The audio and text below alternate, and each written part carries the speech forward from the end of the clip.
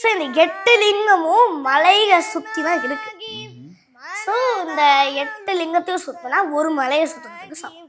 பிரதிபாகி சிவஞான பரயோகம். இந்த திருவண்ணாமலையில் இருக்கார் இல்லையா அண்ணாமலையார், அவரோட இந்த கிரிவலம் இப்போ வந்து அந்த அண்ணாமலையாரை முறைப்படி நம்ம தரிசனம் பண்ணோம்னா அண்ணாமலையார் இப்போ நம்ம உள்ள இருக்கிற இந்த വിനയകൾ എല്ലാத்தையும் പോക്കും. പല ജന്മങ്ങളുടെ പാപങ്ങളെ കുറിച്ചൊക്കെ കുശാൽ പറയുമ്പോൾ നമ്മളിപ്പോൾ കേട്ടുകൊണ്ടിരിക്കുന്ന ശരിക്കും പല ജന്മങ്ങളുടെ തുടർച്ചയായിട്ടുള്ള അറിവിൻ്റെ ബാക്കിയല്ലേ എന്ന് തോന്നിപ്പോവാണ്.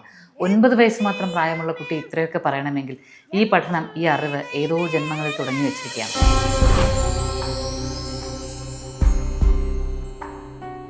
திருவண்ணாமலை வந்து இப்போ நிறைய க்ஷேத்திரத்துக்கு போவோம். நிறைய க்ஷேத்திரத்துக்கு போய் பகவானெல்லாம் தரிசனம் பண்ணுவோம். அதுக்கு கொஞ்ச நாள் சேர்த்து நமக்கே முக்தி வரும். ஆனால் இந்த திருவண்ணாமலைக்கு என்னன்னா இங்கே சிவபெருமான் இருக்கார் இல்லையா, ஆனால் அந்த மலையாகவே இருக்கார். ஸோ அதனால அந்த மலையை யாராச்சும் பார்க்குறாங்களோ அதை பார்க்கக்கூட இல்லை.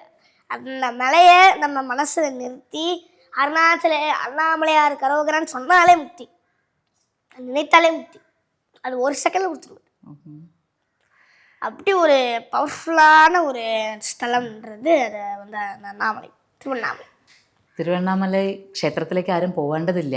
ആ മലയെക്കുറിച്ച് മനസ്സിൽ വിചാരിച്ച് അരുണഗിരിനാഥർക്ക് ഹരോ ഹരോ പറഞ്ഞാൽ തന്നെ, അരുണാചലേശ്വർക്ക് ഹരോ ഹര എന്ന് പറഞ്ഞാൽ തന്നെ മുക്തി എന്നാണ് കുശാൽ വിശാലമായിട്ട് പറഞ്ഞത്. ഗിരിവലം பண்ணும்போது எப்படி இருந்தது? கால் வலிச்சது இல்லையா முன்னாடி போகும்போது? அந்த ஒரு வாட்டி போகும்போது ஆமாம் போனோம்.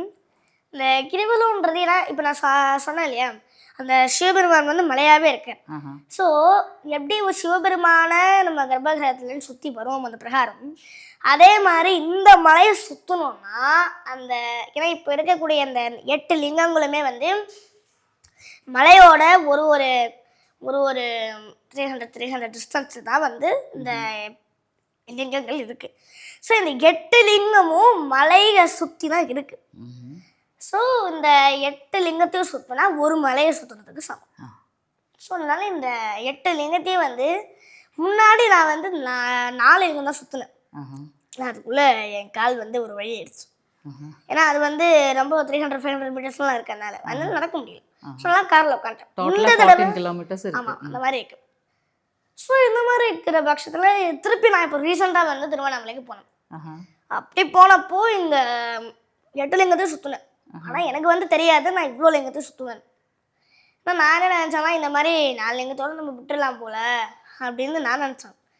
இப்போது நான் உன்னை யோசித்து வந்தேன், ஆனால் அவர் யோசித்து வரணும் மாதிரி இருக்கு. ஆனால் அவர் யோசித்து வரணும் மாதிரி இருக்கு. அது 8 லிங்கத்தையும் சுற்றுறதுக்கு பலம் கொடுத்துருக்கு. ஸோ அதனாலேயே அந்த தலம் வந்து எனக்கு ஒரு பவர்ஃபுல்லான தலம் திருவண்ணாமலை. അത് ഭഗവാനാണ് എല്ലാം നൽകുന്നത്. എല്ലാ ബലവും ആത്മബലവും ശരീരബലവും ഒക്കെ നൽകുന്നത് ഭഗവാനാണ് എന്ന് പറയാണ് കുശാൽ. அதனால இந்த விலைகளை எரிப்பவர் அண்ணாமலையார்னு அவருக்கு இன்னொன்றும் இருக்கு. அது ஏன்னா இப்போது கார்த்திகை தீபம் டிசம்பர் மாதம் வரும். டிசம்பர் மாதம் வந்து கார்த்திகை தீபம் வரும்போது அங்கே திருவண்ணாமலையில் ஜோதி தீபம் ஏற்றுவாங்க. ஸோ இப்படி இருக்கிற பட்சத்தில் வந்து முதல்ல உற்சவ மூர்த்திகள் தான் வெளியில் வருவாங்க ஊர்வலம் வரத்துக்கு. ஸோ அதில் வந்து ஃபஸ்ட்டு விநாயகர், அப்புறம் வந்து முருகர், அப்புறம் சிவன், பார்வதி, அண்ணாமலையம்மன், அப்புறம் வந்து தனியாக அம்பாள், அப்புறம் சண்டிகேஸ்வர், 5 பேர் வருவாங்க. ஆனால் இங்கே இப்போ மெயினாக வந்து அண்ணாமலையார் தான். மெயினாக இந்த ஒரு பர்டிகுலர் ஃபெஸ்டிவலுக்கு அண்ணாமலையார் தான் இப்போது கதாநாயகி. ஸோ இப்படி இருக்கிற இதில் அண்ணாமலையார் வந்து வருவார். வந்ததை இப்போ நம்ம நிறைய ஆசை வச்சுருப்போம். எனக்கு கடவுளே, எனக்கு இதை வந்து எனக்கு நல்ல வேலை கிடைக்கணும், நான் வந்து நல்லா படிக்கணும், எனக்கு வந்து நல்ல வேலை கிடைக்கணும், இது நிறைய வேண்டுதல் வச்சுருப்போம். ஸோ அதெல்லாம் அந்த அண்ணாமலையார் கிட்ட கேட்டால் அதுக்கு முதல்ல உண்ணாமலையம்மனுக்கு ஒரு வேலை இருக்குது. அது என்னென்னா பக்தர்கள் என்ன கோரிக்கை கேட்குறாங்களோ அதெல்லாம் கேட்டு அண்ணாமலை கிட்ட சொல்லணும். ஏன்னா அவர் அதெல்லாம் கேட்டு இதெல்லாம் சரி கொடுக்கலாமா வேணாமா அப்படின்னு அவருக்கு தெரியும். ஸோ அதனால் அப்படி அவர் சொன்னால் அது கொடுக்கணுமா வேணாமா அப்படின்னு அவருக்கு கொடுக்கணும்னு தோணுச்சுன்னா கொடுத்துருவேன். ஸோ அதுதான் அந்த உண்ணாமலையம்மனுக்கு வேலை. ஸோ அதனால் இப்போ நமக்குள்ளே இந்த விரோதிகளும் ஒருத்தவங்க இருக்காங்க. அது வந்து நமக்கு வெளியிலேருந்தும் ஒரு நிறையா எதிரிகளும் அந்த மாதிரி கூட இருக்குது. உள்ளேயும் இந்த பொறாமை, ஆசை, பகை இந்த மாதிரி கூட எதிரிகள் உள்ளே இருக்குது. ஸோ இப்படி இருக்கிறதுல இந்த இந்த இருக்கு இல்லையா, இந்த எதிரிகள், இந்த வினைகள், இதை தான் ஒன்றொன்னா நம்ம முன் ஜென்மத்தில் பண்ண பாவங்களும் இதில் கலந்து நமக்கு இப்போ வினையாக வருது. இப்போ இந்த வினையை கழிக்கிறதுக்கு என்ன வழி அப்படின்னா, இந்த திருவண்ணாமலையில் இருக்கார் இல்லையா அண்ணாமலையார், அவரோட இந்த கிரிவலம் இப்போ வந்து அந்த அண்ணாமலையார் முறைப்படி நம்ம தரிசனம் பண்ணோம்னா, அண்ணாமலையார் இப்போ நம்ம உள்ளே இருக்கிற இந்த வினைகள் எல்லாத்தையும் போக்குவார்.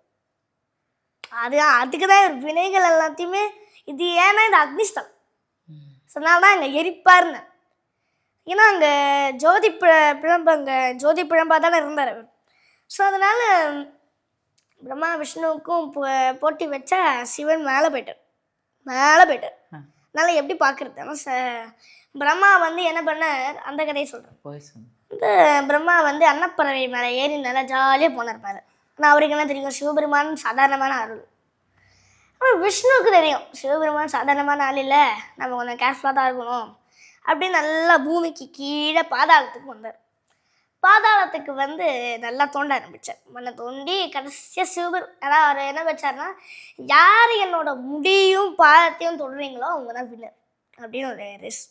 அதனால் விஷ்ணு வந்து பாதத்தையும் தொட்டார், மேலே அவரோட முடியும் பார்த்தார். இப்போ சிவபெருமான் குறிஞ்சு பார்த்தார், யார் வந்து என்னை வந்து தொட்டு பார்க்குறது அப்படின்னு பார்த்தா விஷ்ணு ஒரு வராக ரூபம் எடுத்து பார்க்குறாரு. அப்போ வந்து பிரம்மாவுக்கு பொறாமையால தான் இது எல்லாமே நடந்துச்சு. பிரம்மாவோட பொறாமையால தான் எல்லாமே நடந்துச்சு. ஸோ இப்படிக்கு தான் இப்போ வந்து விஷ்ணுவுக்கு வந்து நல்ல அவார்டு அப்படின்னு, இதுவே வந்து விஷ்ணு தான் வந்து எல்லா கோயில்லையும் வந்து வழிபடுவார் அப்படின்னு இங்கே சிவபெருமான் தீர்த்து கொடுத்துட்டார்.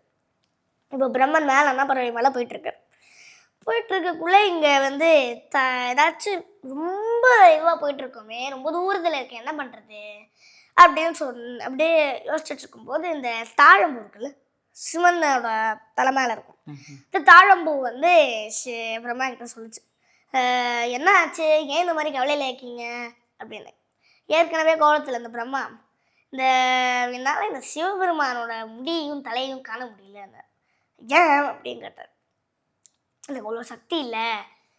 அப்போ வந்து பிரம்மா யோசிச்சார், நீ எனக்கு ஒரு உதவி பண்ணணும். என்ன உதவி அப்படின்னு கேட்டாங்க.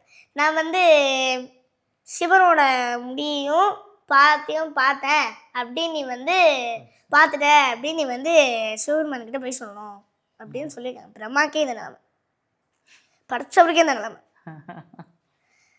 அப்படி இருக்கா. சரி நான் வந்து சொல்கிறேன் அப்படின்னு இவங்கெல்லாம் கீழே வந்து நான் வந்து பிரம்மா ஜெயிச்சிட்டாரு அப்படின்னு சொன்னேன். இப்போ சிவபெருமானுக்கு தலைக்கு ஏறது கோவம்.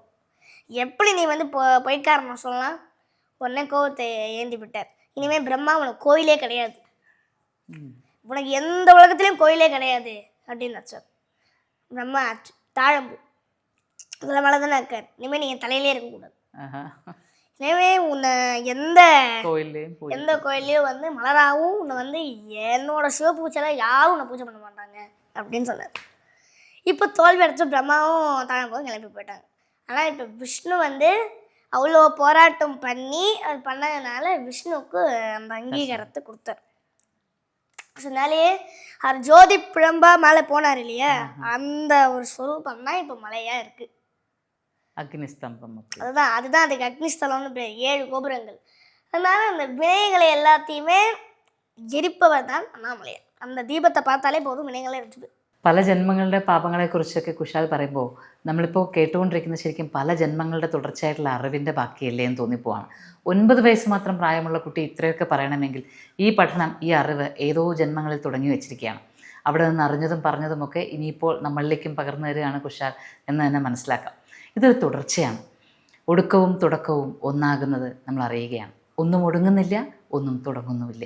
അതാണ് ശരിക്കും കുശാലിനെ കേട്ടിരിക്കുമ്പോൾ മനസ്സിലാകുന്നത്. മതിയാൽ വിത്തകനാകി മനദാലുത്തമനാകി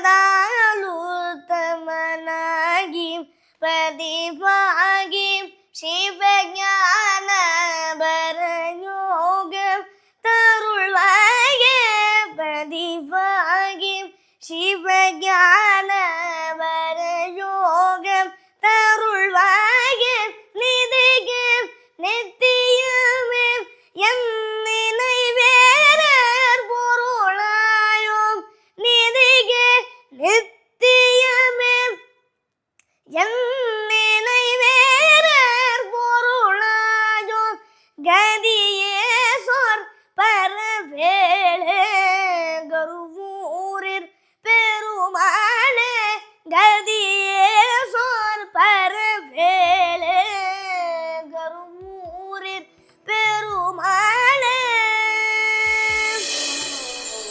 Moksha, Journey to the Self.